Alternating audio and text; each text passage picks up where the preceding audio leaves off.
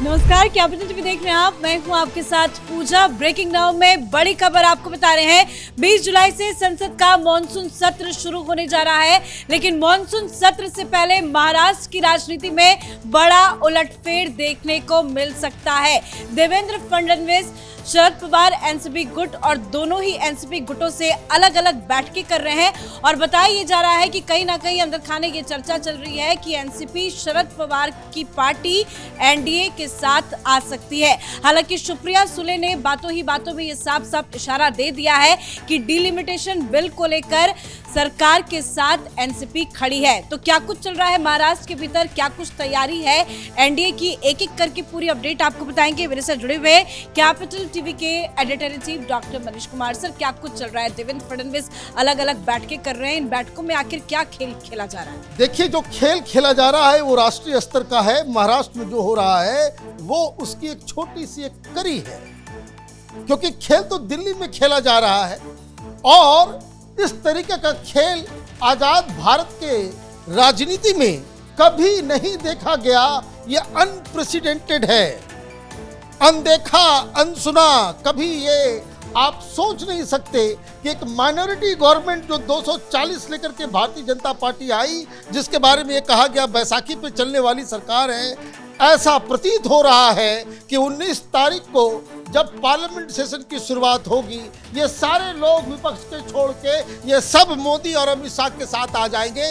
ऐसा नज़ारा कभी किसी ने देखा नहीं, वो दिखाई पड़ रहा है। मामला क्या है? मामला ऑल दोज कंट्रोवर्शियल बिल्स जिसको लेकर के आने के लिए प्रधानमंत्री मोदी आमदा थे। अप्रैल के सेशन में वो डिलिमिटेशन वुमेन रिजर्वेशन बिल गिर गया, लेकिन उस समय इन्होंने कहा था कि हम वापस फिर आएंगे और अगले ही सेशन में खेल बदल गया। पिछली बार क्या हुआ था? 298 वोट मिले थे मोदी सरकार को और 230 विपक्ष को मिला था। चाहिए था कितना? 352 चाहिए था। 54 वोटों से सरकार चूक गई। अब 54 का इंतजाम हो, 54 का इंतजाम हो गया। पहले इसको समझ लेते हैं, फिर महाराष्ट्र के ऊपर आते हैं, या महाराष्ट्र से ही शुरू करते हैं क्योंकि सबसे बड़ी खबर उधर से ही आ रही है। देखिए, धीरे धीरे एक एक स्टेप बाय स्टेप वो लोग पैर अपना बढ़ा रहे हैं कि कहीं ऐसा नहीं हो कि बवाल मच जाए। बहुत बुजुर्ग और बड़े सीनियर और एक इनका एक जो है, आप ये समझिए कि ये तो विपक्ष की राजनीति के वटवृक्ष हैं। ये वटवृक्ष गिर गया, वो खत्म हो गया, क्योंकि रात भर मीटिंग चली है। शरद पवार मोदी के साथ आएंगे, मोदी के साथ एनडीए में शामिल होंगे, इसकी चर्चा तो कैपिटल टीवी पे हम लोग कर ही रहे थे। लेकिन ऐसा लग रहा है कि फाइनल जो उसको कह सकते हैं कि आखिरी वॉर, वो जो ना एक धक्का और दो, वो लास्ट धक्का कल रात लगा है। क्योंकि जयंत पाटिल और शरद पवार के साथ पहले बहुत लंबी मीटिंग चली कि फाइनली क्या बातचीत करनी है और ये मीटिंग किस लिए, क्योंकि उसके बाद जयंत पाटिल को मिलना था मुख्यमंत्री जी से।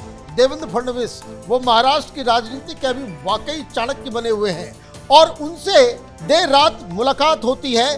फिर ये चले जाते हैं, फिर दो और लीडर आते हैं, सुनील तटकरे और प्रफुल्ल पटेल, वो भी देवेंद्र फडणवीस से बातचीत करते हैं और उसके बाद खबर ये आती है कि हम साथ साथ हैं, एनडीए में जाने को बेकरार हैं। लेकिन कैसे? धीरे धीरे सुप्रिया सुले आई, उन्होंने कहा कि भाई सब ये सारी चीजें किस लिए हो रही है, वो डिलिमिटेशन कैसे आप सरकार के साथ आएंगे, क्योंकि कुछ प्रॉब्लम जो है इनके एनसीपी के साथ मर्जर को लेकर के भी है। कई सारी चीजें चल रही है बैकग्राउंड के अंदर। लेकिन बड़ा पिक्चर क्या है? बड़ा पिक्चर ये है कि मोदी के साथ डीएमके भी आ गई, शरद पवार भी आ गए, उद्धव ठाकरे भी नहा लिए, आम आदमी पार्टी भी आ गई। ये राहुल गांधी के हाथ में क्या लगेगा? क्योंकि ये सारी कवायद जो चल रही है, चाहे वो टीएमसी की पार्टी टूटी, चाहे वो आम आदमी पार्टी जो इधर से इधर खसक गया, चाहे वो उद्धव ठाकरे के लोग इधर आ गए, और कुछ गिफ्ट जो है, ये जो मेहनत बीजेपी वाले कर ही रहे थे, राहुल गांधी ने भी प्रधानमंत्री मोदी को मजबूत कर दिया। डीएमके को छोड़ के वो पहुंच गए टीवीके के साथ। तो ये जो है, ये सारी चीजें, इसका क्या राजनीतिक रेमिफिकेशन है, वो ये है कि सरकार इस सेशन के अंदर कॉन्स्टिट्यूशनल अमेंडमेंट बिल्स लेकर के आ रही हैं 30, 31, 32, ये सारी बदलाव जो होंगी उसमें 2/3 मेजोरिटी चाहिए। और इसके लिए जो 54 का आंकड़ा जो मैंने बताया कि पिछली बार वो घट गया, ये देखिए तस्वीर क्या चल रहा है आजकल, वो आप देखिए कि किस तरीके से छटपटा रहे होंगे। ये देवेंद्र फडणवीस ने कहा जरूर मजाक में कि उद्धव ठाकरे दलदल में फंसे हुए हैं और पहाड़ के ऊपर जो आग फैला हुआ है उसको बुझाने का काम कर रहे हैं। खैर, अब क्या स्थिति है? स्थिति ये है कि टीएमसी के 20 वो भी आज जो है मुलाकात अभी कर रहे हैं, किसके साथ? ओम बिरला साहब के साथ। वो जाकर के बोल रहे हैं कि अब बताइए हमको फाइनल वो हमारा सीट कहाँ है। वो टीएमसी वाले ममता बनर्जी वालों के साथ हम जो है कल्याण बनर्जी के साथ नहीं बैठेंगे, हमें बीजेपी के साथ थोड़ा सा सटा करके जो है सीट दिया कीजिए। तो वो बातचीत हो रही है। इधर अमित शाह से मिलने के लिए आए कौन? शिंदे के साथ वो उद्धव ठाकरे के वो तमाम सांसद जिन्होंने पलटी मारी। तो अभी दिल्ली के अंदर भी गहमा गहमी है। ये गहमा गहमी इसलिए है क्योंकि एक बहुत बड़ी जीत की ओर एनडीए इस पार्लियामेंट्री सेशन के अंदर वो जाने वाले हैं। खबर क्या है? खबर ये है कि ये जो 54 जो घट रहा था उसमें 20 वो सीधे टीएमसी से आ गए। डीएमके ने कहा कि हम आपके साथ हैं। क्यों साथ हैं? इस चीज को समझिए, ये खेल कैसे बदला है। चाणक्य हैं अमित शाह। उन्होंने कहा कि भाई देखिए, डिलिमिटेशन को लेकर के साउथ की जो पॉलिटिकल पार्टीज थी और जो विरोध हो रहा था कि जो हमारा जो संविधान है वो पॉपुलेशन के आधार पे सीटों को एलोकेट करता है, लेकिन यहाँ पिछली बार जो बिल आया था उसमें 50% की बात नहीं की गई। अभी ये कहा गया कि हम सीट बढ़ाएंगे, लेकिन परसेंटेज में बढ़ा देंगे, 50% कर देंगे। मतलब जो पहले ये कहा जा रहा था कि देखिए डिलिमिटेशन आप करोगे, ये यूपी बिहार वाले और जहां मुस्लिम पॉपुलेशन ज्यादा है वहां जनसंख्या तो ज्यादा बढ़ गई। अब आप जो है इस जनसंख्या के आधार पे अगर सीट एलोकेट करोगे तो जिनकी जनसंख्या ज्यादा बढ़ी वहां सीट भी ज्यादा बढ़ जाएगा। हम लोगों ने परिवार नियोजन का काम किया, हम लोगों का जनसंख्या जो वो हमने लिमिट किया, हमने सही काम किया, तो उसका नुकसान हमें हो जाएगा क्योंकि हमारी जनसंख्या उस हिसाब से नहीं बढ़ी जैसे बंगाल में, बिहार में, उत्तर प्रदेश में, बाकी के जो राज्यों में। तो उसका फायदा इन लोगों को हो जाएगा, हम तो नुकसान पे आ जाएंगे। तो अमित शाह ने कहा कि नहीं, इस बार बिल में हम डाल देते हैं कि अगर आपके पास 50 सीट है तो 50% और बढ़ा देंगे, आपका 75 हो जाएगा। तो 50% के हिसाब से बढ़ेगा तो सबको इक्वली डिस्ट्रीब्यूट हो जाएगा। और यही ट्रिक जो है वो काम कर गया। वैसे काम राजनीति में ये सब चीजें होती नहीं, ये कहने के लिए दलील होती है, नेगोशिएशन कुछ और चीजों के लेकर के होती है। जिस तरीके से राहुल गांधी डीएमके को बकायदा धोखा देकर के वो चले गए उधर, तो उसका नुकसान जो है उसका फायदा बीजेपी को उठा रही है कि डीएमके अब एनडीए के पाले में आकर के वो वोट करने जा रही है। तो 22 उधर हो गया, टीएमसी 20, ये 22 हो गया 42, बाकी कुछ इधर उधर बचे हुए थे। तो ये देखिए, उद्धव ठाकरे और शरद पवार ये दोनों मिल गए और हमारा बीजेपी का जो है काम वो पूरा हो गया। तो आंकड़े जो है वो पूरे हो गए, लेकिन साथ ही साथ आप ये भी समझिए और भी कई जगहों पे वो जो छोटा वाला जो चाणक्य है उसने भी अपना काम किया है। कहाँ? नॉर्थ ईस्ट में 25 सीटें हैं, उसमें बहुत सारे छोटे छोटे एक दो उसको भी पकड़ के अपने पास लेकर के आ गया है।